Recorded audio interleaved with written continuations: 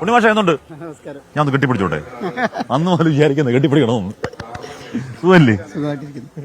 എന്നിട്ട് പിള്ളേരെന്ത് പറയുന്നത്? കുട്ടികൾ നാടകത്തിന് വന്നാണ്. ഏത് നാടകം? ഇന്ന് വിശ്വസാഹിത്യകാരൻ ശിവശങ്കരപ്പിള്ളയുടെ വെള്ളപ്പൊക്കത്തില എന്ന. നമസ്കാരം. പേരെന്തോ? നാടകത്തിലുള്ളതാണോ? ഇവൻ അതിജീവിച്ചവനാ അല്ലേ? മണ്ണിനടിയിൽ പൂണ്ടുപോയ ഒരാളാണ്, ഉയർത്തിയെടുത്ത ആളാണ്. അയ്യോ, ആണല്ലേ?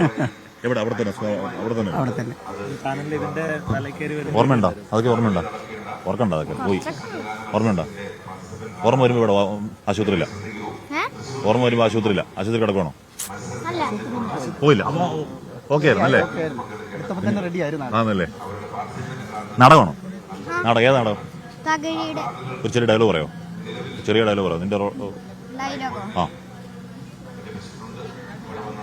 നീയൊക്കെ നിന്റെ കാര്യം നോക്കി പോതവളകളെ, എന്നെ കൊണ്ടുപോകാൻ എന്റെ യജമാനം വരും. എന്നോട് പറഞ്ഞാണോ സംശയമുണ്ട്. നീയൊക്കെ നിന്റെ കാര്യം നോക്കുമ്പോ തവളകളെ. നാട് പേര് എങ്ങനെ? അനീഷ്. അവിടെ തന്നെ സ്കൂള്. സാറോ? നാടകം? ഓക്കെ ഓക്കെ ഏട്ടാ. അപ്പൊ ഓക്കേടാ. അപ്പൊ ഒളിക്ക് ഏകനോട് ഉറപ്പിക്കും അല്ലേ? ഉറപ്പല്ലേ? പിന്നല്ലേ മാഷേ? അപ്പൊ ഇത് ഭയങ്കര അതിജീവനത്തെ സാധനം അല്ലേ? നമ്മൾ മറ്റു സ്കൂളിൽ പോകുന്നല്ലേ? ഇത് വന്ന് അവിടെ നിന്ന് വരുന്ന മത്സരിക്കാൻ പറ്റുമെന്ന് പറയുന്നത് അല്ലേ? നമ്മള് മലയാളികൾ ചേർത്ത് പിടിച്ചവരാണ്. അപ്പൊ അവരുടെ മുന്നിൽ നമ്മൾ സമർപ്പിക്കുകയാണ്. നമ്മളോടുണ്ട്. പ്രളയത്തിന് ശേഷവും നമ്മളുണ്ടെന്നുള്ളൊരു അടയാളപ്പെടുത്തലാണ്. രോമൊക്കെ പൊങ്ങി അടയാളപ്പെടുത്തൽ നമ്മളോടുണ്ട് എന്ന് ഞങ്ങളെ സ്നേഹിച്ചവർക്കുള്ള തിരിച്ചുള്ള സ്നേഹമാണ് ഈ നാടകവും ഇതിനു മുമ്പ് അവതരിപ്പിച്ച നൃത്തശില്പവും ഒക്കെ. അത് ഗംഭീരമായിരുന്നു. നല്ല അഭിപ്രായമുണ്ട് അതിനെ പറ്റിയൊക്കെ. അപ്പൊ ഞങ്ങൾ എല്ലാവരും അറിയട്ടെ, ഞങ്ങളിവിടെ ഉണ്ട്. സ്നേഹിച്ചവർക്ക് തിരിച്ചുള്ള സ്നേഹം, അത്രേ ഉള്ളൂ. കണ്ണൊക്കെ പറയാം. ഓക്കെ ഓക്കെ കേട്ടോ. ഓക്കെ. അപ്പൊ എല്ലാവിധ വിജയാശംസ നേരുന്നു. അപ്പൊ അതിജീവനത്തിൽ കുട്ടികളുടെ കൂടെ നിൽക്കും. തീർച്ചയായിട്ടും മാഷിനെ നമ്മൾ ഒരുപാട് അവിടെ കണ്ട, ഒരുപാട് നമ്മൾ വിഷമിച്ചാൽ ശരി. Okay okay. അപ്പൊ ഓക്കെ മോനെ, പൊളിക്കേട്ടോ. പൊളിക്കില്ലേ? പിന്നല്ലേ? ഓക്കെ കേട്ടോ.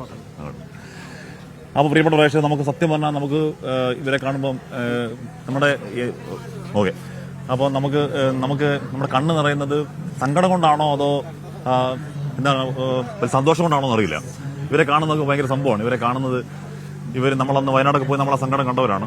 അപ്പോൾ ആ സങ്കടം കാണുമ്പം ആ സങ്കടത്തിന് ശേഷം അവരോടൊന്ന് അവരുടെ അവരവർ ഓരോ കലാരൂപങ്ങൾ അവതരിപ്പിക്കുന്നു. അവർ വിജയിക്കുന്നു. അവർ ശക്തരായി മുന്നോട്ടൊക്കെ വരുന്നു എന്നൊക്കെ പറയുന്നതുകൊണ്ട് ഒരു അതിജീവനത്തിൻ്റെ ഈ കലോത്സവത്തിനോട് കേരളം കടപ്പെട്ടിരിക്കുന്നുണ്ട്. ഈ കലോത്സവം ഗംഭീര കലോത്സവം. അത് പ്രത്യേകിച്ച് അവർ വരുന്നത് കൊണ്ടും പല പുതിയ ഇനങ്ങൾ വരുന്നതുകൊണ്ട് മാത്രമല്ല, വയനാടിന്റെ കുട്ടികൾ ഇവിടെ വന്ന് പരിപാടി അവതരിപ്പിക്കുന്നതുകൊണ്ട് മാത്രം ഈ കലോത്സവം അസാധ്യമായ ഗംഭീരമായ കലോത്സവം.